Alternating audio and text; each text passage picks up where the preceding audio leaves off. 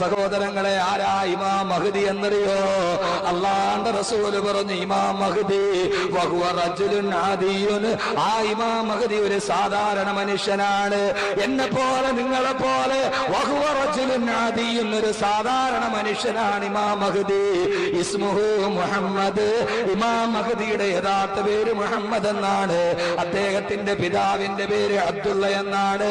അല്ലാഹുവിന്റെ റസൂലിന്റെ പ്രിയപ്പെട്ട കരളിന്റെ കഷണം ഫാത്തിമ റളിയല്ലാഹു തആല അൻഹുവിന്റെ പ്രിയപ്പെട്ട മകൻ ഹുസൈൻ റളിയല്ലാഹു തആല അൻഹുവിന്റെ വംശപരമ്പരയിൽ വരുന്ന ഒരു സാധാരണ മനുഷ്യനാണ് ഇമാം മഹ്ദി എന്ന് ആദരവായ പ്രവാചകൻ നബി മുഹമ്മദ് മുസ്തഫ.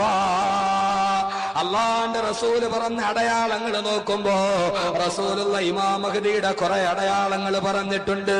അദ്ദേഹത്തിന് ഇരുനിറമാണ്, മെലിഞ്ഞു നീണ്ട നാസികയുള്ള, വലിപ്പമുള്ള നീണ്ട പുരികമുള്ള, വിശാലമായ നെറ്റിത്തടമുള്ള, സുറുമയിട്ടതുപോലെ തോന്നുന്ന നയനാനന്ദകരമായ കണ്ണുകളുള്ള, നല്ല സുന്ദരമായി തിളങ്ങുന്ന പല്ലുകളോടെ തിങ്ങിയ താടിയുള്ള, വിളങ്ങുന്ന മുഖമുള്ള, ഇരുനിറമുള്ള ഒരു മനുഷ്യനാണ് ഇമാം മഹ്ദി എന്ന് പ്രവാചകൻ പറഞ്ഞ അടയാളം നോക്കുമ്പോ അതാ കഅബാലയത്തിന്റെ കില്ലയുടെ നടുവില്, മഖാമ ഇബ്രാഹിമിന്റെയും കഅബാലയത്തിന്റെ വാതിലിന്റെയും നടുവിൽ തേങ്ങിക്കരയുന്ന 40ഓടടുത്ത പ്രായമുള്ള ഒരു മനുഷ്യനെ അബ്ദാലുകൾ കണ്ടെത്തുമെന്ന് ആദരവായ പ്രവാചകൻ നബി മുഹമ്മദ് മുസ്തഫ.